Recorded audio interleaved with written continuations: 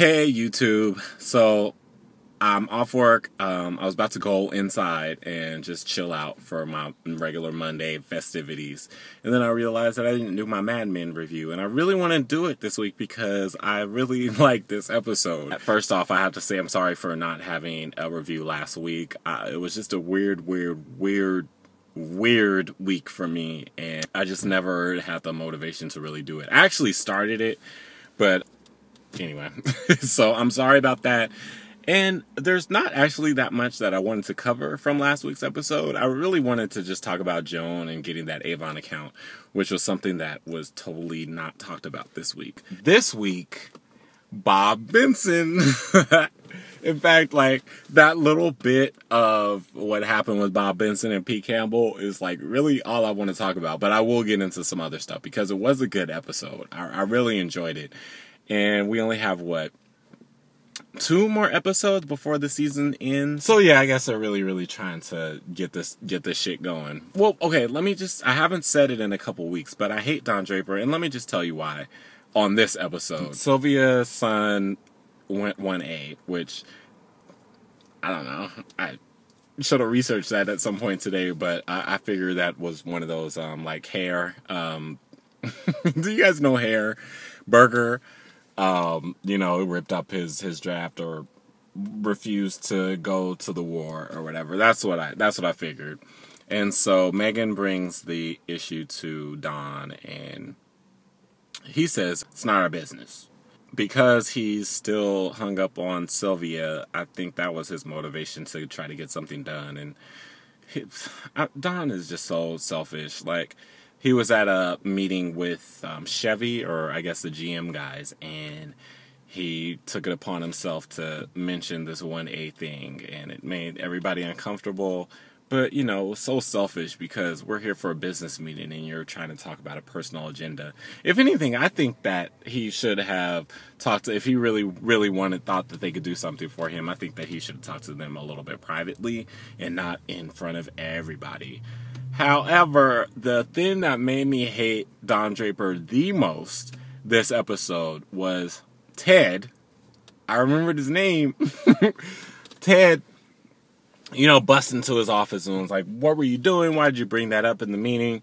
And Don, well, basically he's saying, I could have helped you. You should have talked to me first. And Don's like, oh, really? You could have helped me? And he's like, I'll help you on the condition that we stop this war between us. Because earlier in the episode, it was something about Don getting a Sunkist, potential account with Sunkist, and Ted had already an account with Ocean Spray.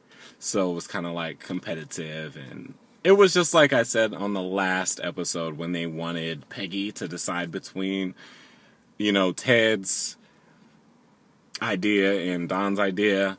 So it's a competition. What I hated about Don was just like, he didn't even take Ted's concerns seriously. He was just kind of like, oh, whatever. Okay, so you can help me? Okay, whatever. Yeah, sure. Okay, help me. He's so selfish. That just got on my nerves. Because Ted had a legitimate concern. If we're going to be a merged up company, then we need to be on the same accord. We're not enemies. We don't need to have this civil war, so to speak. And yeah, he just basically dismissed it. Like, oh, you could do something. You're going to do something for me? Awesome.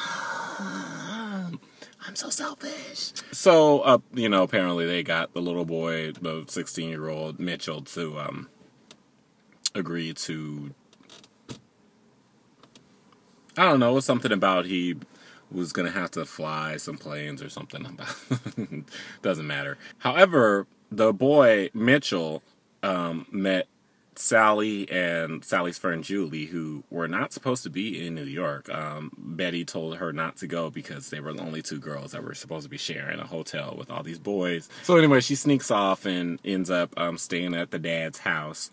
And because she has a crush on Mitchell, the other girl, Julie, decides to be cute, keep it cute, and decides to write a letter, or they had this little stupid game that they were playing at night, and basically the girl Julie signed it for under Sally's name and slipped it under his door.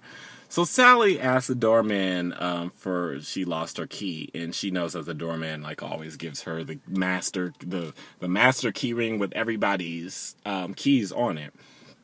She goes in, she sees the letter, she's gonna get it, and then she sees Don fucking Sylvia. Of course, she runs out. He runs out after her.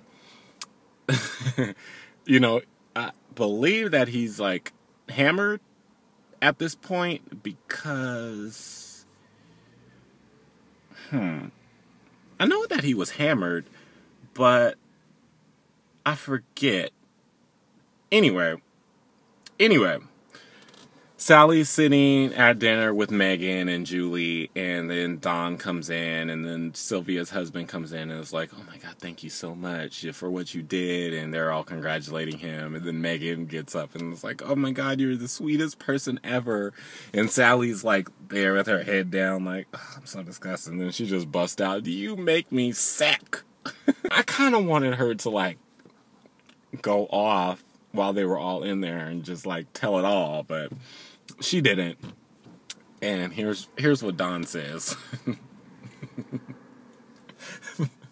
And this is why I said that he was hammered, because it was so ridiculous, but he told Sally that he was just comforting Sylvia. Okay. Sally didn't buy it. Sally's not stupid, but I'm glad that she has this image of her dad now, because he really does suck.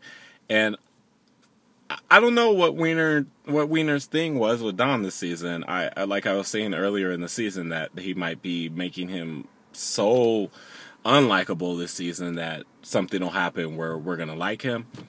I don't see it. I don't see myself liking him in 2 episodes. So, there was some other stuff that happened, but the moment that got me was Bob Vincent in Pete Campbell's office. Now, basically, Pete Campbell had found out that the nurse that has been taking care of his mother, may or may not have may or may not have been having some kind of sexual relationship with her. So, since Bob is the one that referred the guy to Pete, and let me just say also, the nurse was hot. I mean, he was really good looking, right? So anyway, he calls Bob into his office. Bob says something like, I don't think that he doesn't swing that way, or something like that. And then Pete said something about, oh, he's a degenerate. No.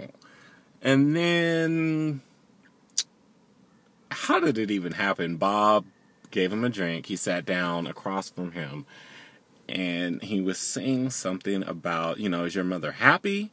If it's love, if you feel love, doesn't matter who it's coming from. And then he like nudged him on the knee. I mean, you guys that watched the show know what happened.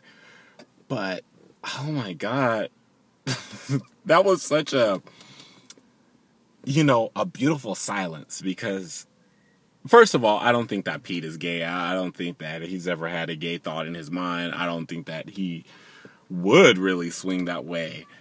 But it was so good that the way that they had them acting, because you kind of was like, okay, Pete, really? Are you contemplating this? I mean, I know Bob Benson is hot.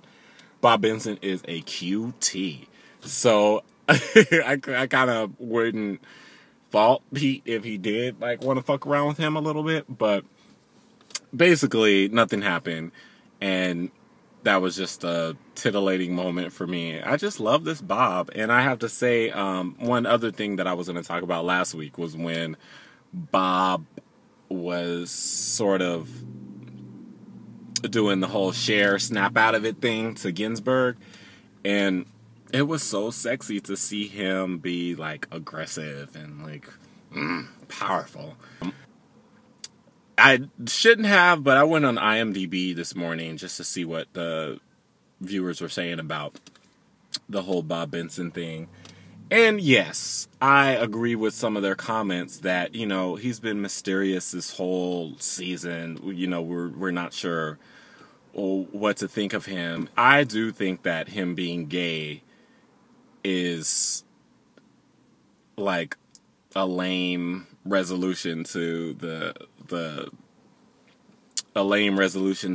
build up, or the mysteriousness of this character all season. I think that, I don't know. And another thing that they were saying on IMDb was that he was just trying to get in where he fit in. And, you know, we know that Pete has not been happy this whole season. And we've seen him cavort with whores and his neighbors and still not be happy, thinking that that was going to give him some kind of pleasure. But it never did. So that's what I think that Pete was thinking. He was like, I haven't really found any satisfaction with fucking around with women, so maybe I should try this gay thing.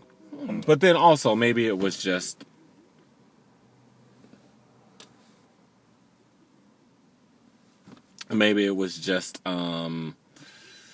you know, Bob,